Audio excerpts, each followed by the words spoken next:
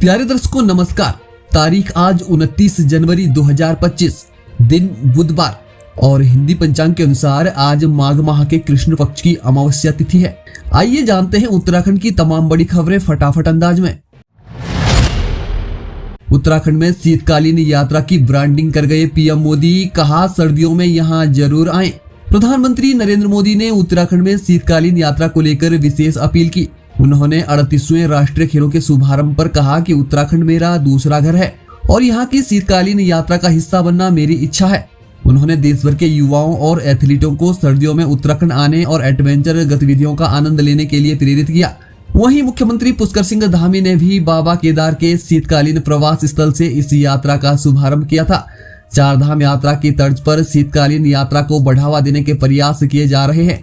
PM ने उत्तरकाशी जिले के मुखुआ गांव में मां गंगोत्री के दर्शन करने की संभावना भी जताई। उन्होंने राष्ट्रीय खेलों को ग्रीन गेम्स घोषित किया और खिलाड़ियों से उत्तराखंड को प्लास्टिक मुक्त बनाने में सहयोग की अपील की। इस बार के नेशनल गेम्स एक प्रकार से ग्रीन गेम्स भी है। इसमें एनवायरमेंट फ्रेंडली चीजों का काफी इस्तेमाल हो रहा है।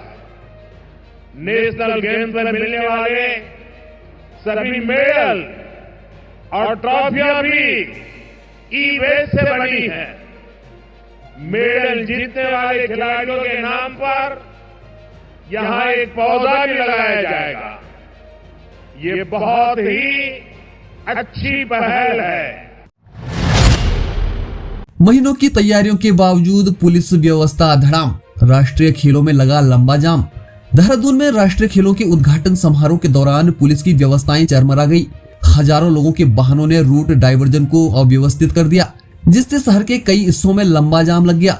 स्टेडियम पहुंचने से पहले ही लोग जाम में फंस गए। खिलाड़ियों के वाहन भी भीड़ में अटके रहे। पुलिस ने लगभग 10,000 जवानों की तैनाती की थी, लेकिन अधूरे होमवर्क के कारण स्थिति नियंत्रण से बाहर हो गई। रिंग रोड से एयरपोर्ट रोड तक पुलिस अधिकारी खुद गलत दिशा में वाहन चलाते नजर आए। हालात संभालने के लिए अधिकारियों के वाहनों को एस्कॉर्ट करना पड़ा, लेकिन ट्रैफिक अव्यवस्थित ही रहा। विधायक उमेश कुमार और प्रणव चैंपियन के बीच विवाद, हाईकोर्ट ने कार्रवाई के दिए निर्देश। रुड़की में विधायक उमेश कुमार और पूर्व विधायक प्रणव चैंपियन के बीच गोलीबारी और गाली गलौज की घटना पर हाईकोर्ट ने स्वतः संज्ञान लिया है। कोर्ट ने जिलाधिकारी और एसएसपी हरिद्वार को आरोपियों पर सख्त कार्रवाई के निर्देश दिए। दोनों नेताओं के खिलाफ 19 मुकदमे लंबित है और उनके शस्त्र लाइसेंस रद्द कर दिए गए हैं। कोर्ट ने घटना से संबंधित वीडियो क्लिप और रिपोर्ट अगली सुनवाई में प्रस्तुत करने का आदेश दिया। हाईकोर्ट ने राजनीतिक आपराधिकरण पर चिंता जताई और इस घटना को देवभूमि की छवि खराब करने वाला बताया। बिन फेरे हम तेरे, लिव इन रिलेशन के लिए यूसीसी से मिली राहत। सामान्य नागरिक संहिता में लिव इन रिलेशनशिप में रहने वाले जोड़ों के लिए प्रावधान किया गया है। अब जोड़े यूसीसी पोर्टल पर पंजीकरण कर प्रोविजनल सर्टिफिकेट ले सकते हैं, जो 30 दिन तक मान्य होगा। इसके लिए वे किराए पर घर ले सकते हैं। 45 दिन के भीतर आवास प्रमाण पत्र दाखिल कर पूर्ण पंजीकरण किया जा सकेगा। पंजीकरण न करने पर 3 महीने की सजा या 10,000 रुपए जुर्माना होगा। गलत जानकारी देने पर 25,000 रुपए जुर्माना और 6 महीने की सजा का प्रावधान है। यूसीसी के तहत लिव इन पार्टनरशिप समाप्त करने के लिए भी प्रक्रिया तय की गई है। 3 मिनट में होगा वसीयत का काम। अपना और गवाहों का वीडियो अपलोड कर बना सकते हैं उत्तराधिकारी। जी हाँ, यूसीसी लागू होने के बाद वसीयत करना अब बेहद आसान हो गया है। इसके तहत सिर्फ 3 मिनट का वीडियो बनाकर अपनी संपत्ति का उत्तराधिकारी घोषित किया जा सकता है। वीडियो में व्यक्ति को अपनी वसीयत पढ़नी होगी और 2 गवाहों की उपस्थिति भी सुनिश्चित करनी होगी। यह वीडियो पोर्टल पर अपलोड करना होगा। यूसीसी की धारा 49 और 60 के अनुसार वसीयत करने वाले को अपनी संपत्ति का विवरण और विधिक उत्तराधिकारी की घोषणा करनी होगी। इसके अलावा फॉर्म भरकर हस्तलिखित या टाइप की गई वसीयत भी अपलोड की जा सकती है। 18 वर्ष से अधिक आयु और मानसिक रूप से स्वस्थ व्यक्ति ही वसीयत कर सकता है। वसीयत को स्वयं सत्यापित किया जा सकता है या अधिकृत एजेंसी की मदद ली जा सकती है। सब रजिस्ट्रार वसीयत की प्रामाणिकता सुनिश्चित करेंगे।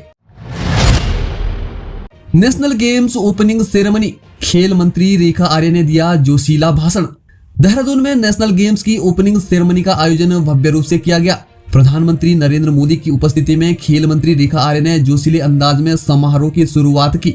उन्होंने भारत माता की जय के नारों के साथ खिलाड़ियों और आयोजकों का उत्साहवर्धन किया।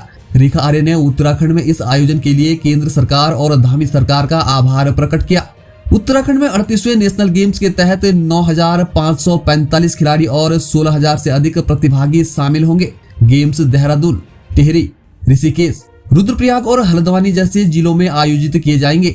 मंत्री ने खिलाड़ियों के लिए सरकार की योजनाओं और विकास कार्यों पर जोर दिया।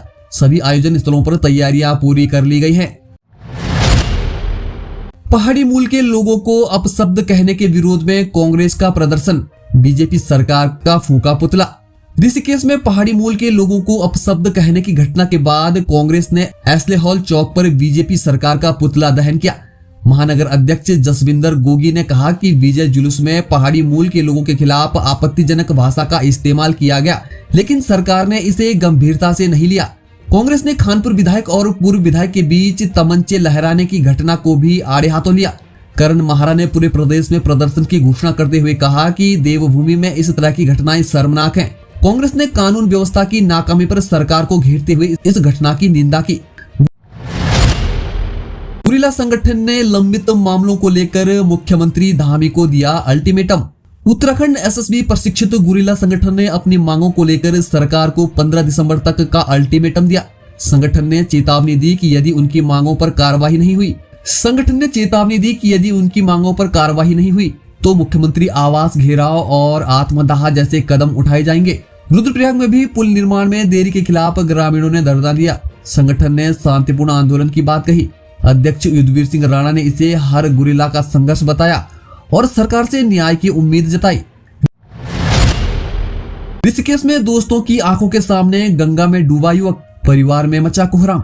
ऋषिकेश के मुनिकीरेती में गंगा में नहाने के दौरान दिल्ली का एक पर्यटक डूब गया।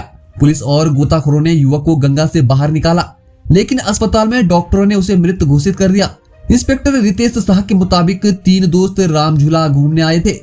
नहाने के दौरान पैर फिसलने से हादसा हुआ। काफल भी पकने को तैयार, बदलते मौसम चक्र ने दिखाए नए रंग।